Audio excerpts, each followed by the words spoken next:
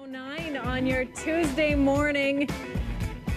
Getting you warmed up. It's a chilly day out there, +1 going up to +7. Now, we often talk about bullying in the playground, but bullies grow up, eventually show up in the workplace, unfortunately. Now, Charlene Massey is here from About Staffing, and she has brought along the founder of Bully Free at Work, Valerie Kate. Good morning to both of you. Good morning. Morning. Valerie is going to be leading a seminar on bullying in the workplace November 5th. We'll talk more about that seminar and the importance of that coming up in just a bit. But first, I want to start with our bullying basics. And there's a real difference between working with a difficult person, because I think we all have, and a bully, Valerie. Yes. What's the difference? Well, bullying is disrespectful, repeated, deliberate behavior. So when a bully, if you have a bully in the workplace, usually the deliberate, intentional, striving mindset is what makes a bully. So somebody who's difficult, they actually don't think about it. They just might be acting difficult. So what's the real difference? You can't rationalize with a bully, but somebody who's difficult, you can actually extend the olive branch, right. have a conversation. And progress with that relationship. Now, what is the motivator behind a bully? What motivates them to be so cruel? Well, most people want to know, why does this happen? And you could spend a whole lifetime trying to figure out why. But if I had to give you one reason, it's usually a bully wants to take the control that somebody has. So if they put somebody down, they in fact actually think that they'll feel better. So they look for people that are smart, good-looking, talented, capable, and they'll say, you know what, that's what I want. I don't think I can get it for myself. So I'll do whatever I can, even if it's manipulative, unethical, because it's an unmet need. So they'll actually put ethics and everything out the window. I'm really excited with what you're doing, Charlene, with your company. You're going to be the first certified bully-free workplace in Canada, and you've been studying really hard on this. I have. You're working your way through Valerie's book. Yes. You obviously get lots of people coming in looking for jobs, and they've probably left bully zones, I assume. Yes, and you know, we always have heard that people leave jobs because of their bosses. And so now we're actually going a step deeper, and we're actually going to be able to figure out what was it about the boss. And of course, through Val's intensive classes and interesting information in her book and everything, all of my staff are learning how to deal with that reason why people are leaving. And of course, in her book, it does state that 80% of workplace bullies are the bosses. So now for us, and it's all tough. Yeah. It is. It's all starting to make sense to us. And so Calgary and Edmonton, both our offices, Val is Skyping us through our Edmonton office, and we're working through all of the wonderful classes.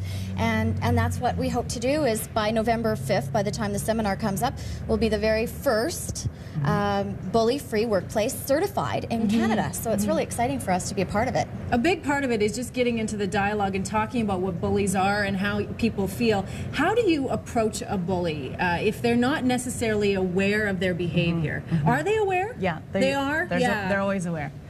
There's a phrase called crazy making, and so just when you think that you can figure out the bully, and you might say, gee, if I just did this, if I jumped a little higher, and you try this tactic, they'll go and change the tactic on you. And so they'll keep you guessing all the time to take away the power. But the biggest mistake people make is they think, I know, if I jump a little higher, if I could just talk to the bully and extend this olive branch, then they'll come around. But I want to just say that's the last thing you want to do. The first thing you really want to do is bully-proof yourself. First of all, it says more about the bully than you. And really, to try to have a conversation with somebody who's like this, it doesn't work. So the best thing you can do is actually just stop and not even engage. Don't give them the power. Right, but it goes against the really nice nature Canadians have. Everybody really wants to be nice and talk. Sure does. And it's especially challenging, as Charlene mentioned, when they're your boss. Yes. Yeah. So how do you even tackle that? Begin to tackle it today if that's an issue? Well, the first thing people probably want to realize is, by not talking to the bully, that's the first step. Okay. And starting to pull back and like bully-proof yourself. But the second thing is, the biggest question I get is, will this really change? Will I really have what it takes to stop this? This is really nice, but I don't think it'll work. The reason it can work is if a whole company gets certified or trained, then what happens is people start to group together like a coalition. And that's what you need, because if you don't have the authoritative power to overtake your boss, you have to do it this way. But we're not trying to say take your boss over. It's just this is the only way that will take the pressure off, and then the bully starts to back away.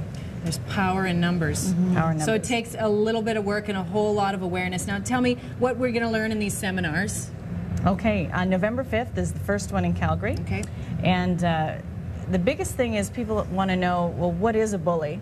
Most people will say, yes, I've been bullied. If I go to a party, that's everybody says, oh, I've been bullied. So I'm happy to listen. But I also want to say there are things you can do. Like Charlene said, your boss 80% of the time is the bully because they have the authoritative power. Yeah. But there's a lot of bullying in between peers, and it's because people aren't getting their needs met. And it's so much easier to take your power than try to get my own power. So it's about being aware of what happens, even being left out of a meeting. But over and over again, it's the repeated, deliberate behaviors that make bullying. Starts to chip away at your self-esteem. Yeah. Really useful topic and a very important course. Again, Valerie is running this course, Bullying in the Workplace, November 5th. Thank you both for coming in this morning and working on this. Andrew.